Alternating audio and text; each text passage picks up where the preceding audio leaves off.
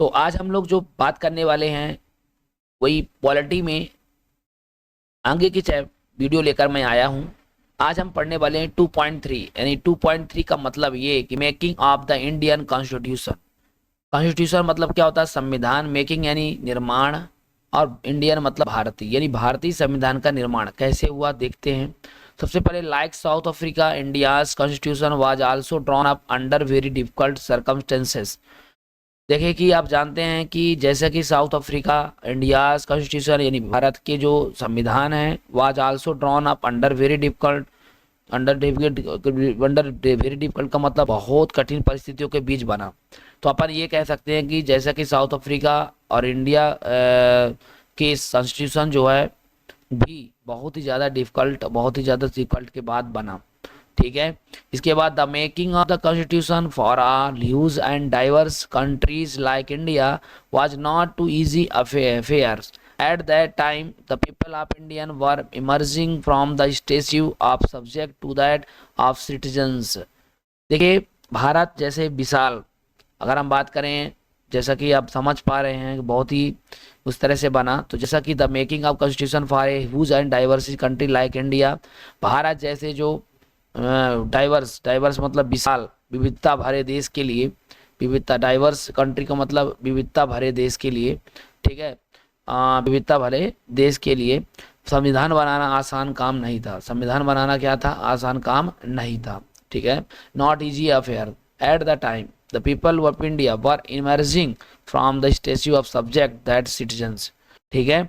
और बताया गया कि भारत के लोग जब तब गुलाम की हैसियत से निकलकर नागरिक की हैसियत पाने जा रहे थे।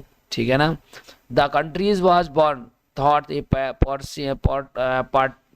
Partitions on the basis of religious differences.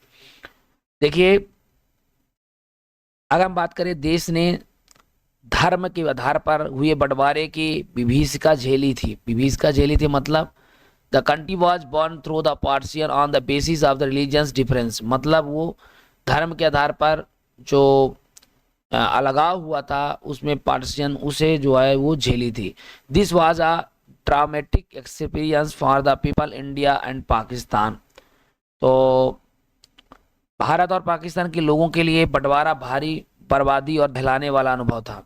ठीक है। जैसा कि भारत के साथ जो बंटवारा हुआ था, और experience for people and India, Pakistan की जो बंटवारा हुआ था उसके लिए बहुत ही ज़्यादा टॉर्मेटिक्स एक्सपीरियंस था। वो बर्बादी, दहलाने वाला अनुभव था, भारी बर्बादी।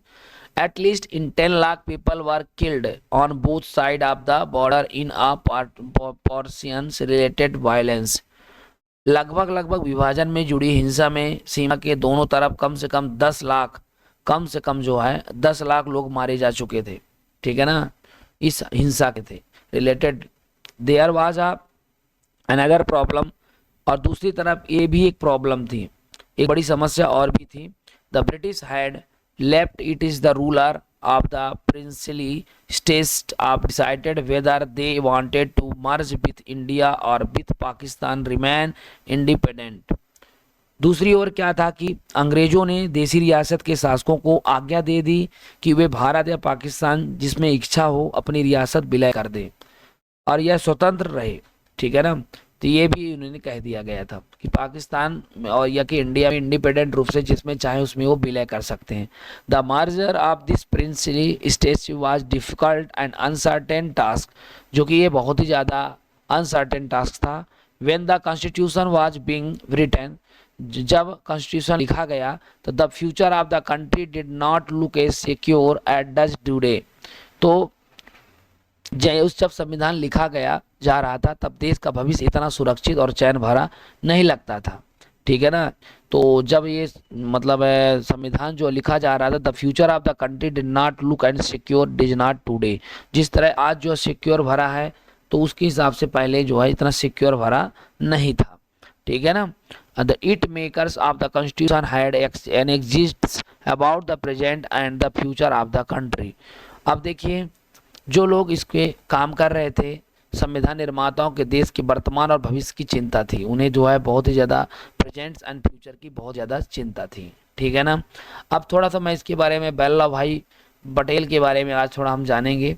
और वल्लभ भाई पटेल जो 1975 से 1950 born in Gujarat, minister of home information and the broadcasting in interims government and lawyer and the leader of Bardoli peasant Satyagraha. 1875 से 1950 जन्म वहाँ हुआ था इनका। गुजरात के अंतिम सरकार में गृह सचिव रहे, सूचना एवं प्रसारण मंत्री भी रहे, वकील भी थे, बारदोली किसान सत्याग्रह में के नेता थे, भारतीय रियासत के विलय में निर्णायक भूमिका भी इन्होंने निभाया। The played the decision role in the integration of the Indian princes later deputy prime minister, बाद में ये उप प्रधानमंत्री भी थे। ठीक है, तो इसके बारे में, उनके बारे में थोड़ा सा देखेंगे। साथ ही साथ अब्दुल कलाम आज़ाद के बारे में 1818 से लेकर 1958 के बारे में थोड़ा सा समझेंगे। जैसा कि अब्दुल कलाम आज़ाद, जैसा आपको समझ में आ रहा होगा कि बॉर्न सऊदी अरेबियन, ये जो है सऊदी अरब के थे। ये एजुकेशनिस्ट है ना, एजुकेशनिस्ट, ऑथर एंड थियोलॉजियन थे। एक तरह शिक्षाविद, लेखक और धर्मशास्त्र के ज्ञाता थे। Scholars of the Arabic Congress leaders, और आपको मैं बता दूं कि ये अरबी के विद्वान थे, कांग्रेस के नेता भी थे। ठीक है, कांग्रेस लीडर्स, और इसके साथ एक्टिव द नेशनल मूवमेंट और अपोज्ड, और ये जो है राष्ट्रीय आंदोलन के अग्रणी भूमिका भी थे। ठीक है, Muslim separated policies later education minister in the first union cabinet, और राजनीति के विरोधी, बाद में वो पहले केंद्रीय मंत्रिमंडल में शिक्षा मंत्री भी थे। अब हम बात करेंगे टीटी कृष्णमाचारी की बात करेंगे। टीटी में कृष्णमाचारी की अगर थोड़ा सा हम बात करेंगे इसमें, तो आपको हम बता दें टीटी कृष्णमाचारी, जी हाँ दोस्तों, इनके बारे में थोड़ा देख लें। 1899 से लेकर 1974 तक की अगर हम बात करें, इनकी जीवन था। बॉर्न इन तमिलनाडु से ये जन्मे थे। मेंबर ऑफ ड्राफ्टिंग कमेटी के क्या थे वो थे, क्या नाम है, ड्राफ्टिंग कमेटी के जो है नेता थे। और entrepreneur and Congress leader, later finance minister in the union cabinet, और ये बाद में केंद्रीय मंडल में वित्त मंत्री का भी कार्यभार टीटी कृष्णमाचारी थे संभाला। इसके बाद हम फिर और देखेंगे, तब तक फिर हम एक्टिविटी के साथ साथ अब हम the path of the constitution, तो अब हम ये पढ़ने वाले हैं कि कॉन्स्टिट्यूशन के लिए संविधान का निर्माण का, कॉन्स्टिट्यूशन मतलब संविधान, और द पाथ ऑफ, तो निर्माण का रास्ता, कॉन्स्टिट्यूशन का क्या रास्ता था, कैसे निर्माण हुआ, इसके बारे में थोड़ा सा हम इसमें जानकारी लिखें। तो the despite of all these difficulties there was one big advantage for the make of the Indian constitution, जैसा कि सारी मुश्किलों के बावजूद जो है भारतीय संविधान निर्माताओं को एक बड़ा लाभ था। क्या लाभ था भैया, क्या था, मतलब advantage for the maker of constitutions.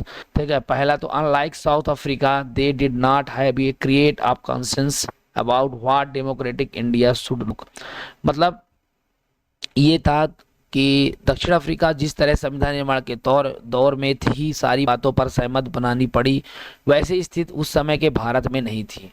ठीक है, तो ऐसा इंडिया शुड बी लुक, तो इंडिया में ये देखने को नहीं मिली। Much of the consensus had evolved during the freedom struggles, our national movement was not merely and struggle against the foreign rules. ठीक है ना, और मैं आपको बता दूं कि उस समय पे मतलब वैसी स्थिति जो है भारत में नहीं थी। भारत में आज़ादी की लड़ाई के दौरान की लोकतंत्र समेत अधिकांश बुनियादी बातों पर राष्ट्रीय सहमत बनाने का काम हो चुका था। ठीक है, it was the also struggle to the rejuvenature and countries and the transform our society and politics. They were sharp difference of the opinion within the freedom struggles about the path India should be take after independence. मैं आपको बता दूं कि लोकतंत्र समेत अधिकांश बुनियादी बातों पर राष्ट्रीय सहमत बनाने का काम हो चुका था। हमारा राष्ट्रीय आंदोलन सिर्फ एक विदेशी सत्ता के खिलाफ संघर्ष भर नहीं था, यह न केवल अपने समाज को फिर से जगाने का वरन अपने समाज और राजनीति को बदलने और नए सिरे से गढ़ने का आंदोलन भी था। ठीक है ना, independence such as difference exist even today at some basic ideas the come to be accept by almost everyone. ठीक है, कुछ मतभेद अब तक भी बने हुए हैं, पर कुछ बुनियादी विचारों पर लगभग सभी लोगों की सहमत कायम हो चुकी थी। अब as a far back as 1928 Motilal Nehru and 8 other Congress leaders dropped in Constitution for India. आपके बात 1928 में ही मोतीलाल नेहरू और कांग्रेस के जो 8 नेताओं ने भारत का एक संविधान लिखा था। भारत का क्या है, एक संविधान draft constitution for India in 1931 the regulation at the Karachi session of the Indian National Congress dwelt on how independent है ना India's constitution should look like. आपको मैं बता दूं कि 1931 में कराची में भारतीय राष्ट्रीय कांग्रेस के अधिवेशन में एक प्रस्ताव में यह रूपरेखा रखी गई थी कि आज़ाद भारत का संविधान कैसा होगा। जी हाँ दोस्तों, आज़ाद भारत की का मतलब संविधान कैसा होगा। Both the these document were committed to the inclusion universal adult franchise right और freedom and equality and the protecting their rights of minorities in the constitution of independent India. आपको मैं बता दें कि ये जो आज़ाद भारत का संविधान कैसा होगा, इन दोनों की दस्तावेज में स्वतंत्र भारत के संविधान में सार्वभौम वयस्क मताधिकार, स्वतंत्रता और समानता का अधिकार, अल्पसंख्यक के अधिकारों की रक्षा की बात कही गई थी। ठीक है, thus some basic of value of were acceptable by leaders must before the constitution assembly met to deliberate the constitutions. ठीक है, और इस संविधान की रचना करने के लिए बैठने से पहले ही कुछ बुनियादी मूल्यों पर सभी नेताओं की सहमत बन चुकी थी। Constitution assembly met the delivered on the constitution the familiarities with the political instruments of colonial rule also helped the develop the agreement over the institutional design।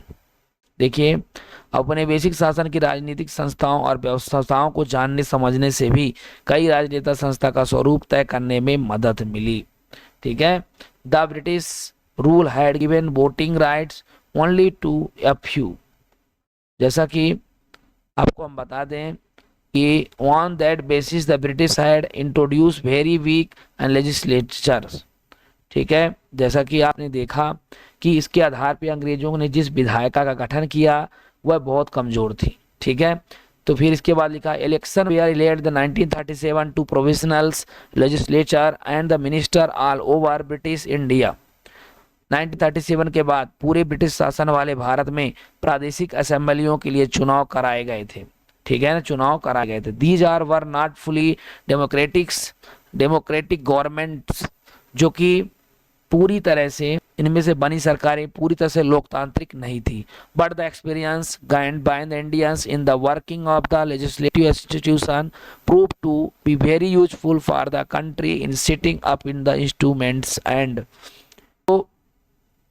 पर विधानसभा में जाने और काम करने का अनुभव तब बहुत लाभदायक हुआ, क्योंकि उन भारतीय लोगों को अपनी संस्थाएं, अपनी इंस्टीट्यूशंस एंड अपनी वर्किंग ऑफ देम और अपनी व्यवस्थाएं बनानी थी। That's why the Indian Constitution adopted many constitution details and procedures from colonial law and like the Government in India Act 1935। इसी कारण भारतीय संविधान में कई संस्था और व्यवस्था को पुरानी व्यवस्था से लगभग जस का तस अपना लिया गया, जैसे 1935 भारत सरकार कानून था।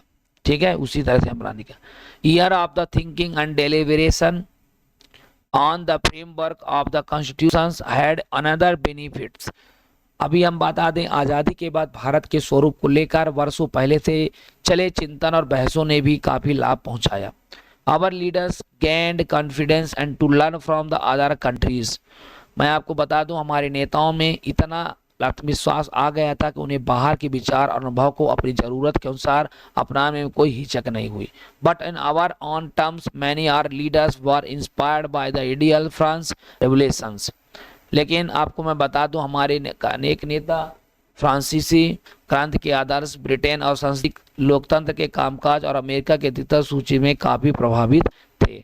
The practices of parliament and democracy in the Britain and Bill of Rights in USA, the socialist revolution in Russia had inspired many Indians to think of a shaping system based on social and economic equality। मैं आपको एक बार और बता दूं कि हमारे पूरे नेता और हमारे संसदीय लोकतंत्र कामकाज अमेरिका के अधिकारों को सूची में काफी प्रभावित थे। रूस में हुई समाजवादी क्रांति ने भी अनेक भारतीयों को प्रभावित किया और वे सामाजिक और आर्थिक समता पर आधारित व्यवस्था बनाने की कल्पना करने लग गए। ठीक है, यद्यपि they were not simply imitating what other had done, लेकिन आपको मैं बता दूं, दूसरों की सिर्फ नकल नहीं कर रहे थे, हर कदम पर वे एक सवाल पूछते थे। ठीक है, at each step they were questioning whether, वे क्वेश्चन करते थे these are things suited our country. ठीक है, हर कदम पर सवाल पूछते थे कि क्या वे चीजें भारत के लिए उपयुक्त होगी। All these factors contribute the making of our constitution, इन सभी चीज़ों ने हमारे संविधान के निर्माण में मदद की।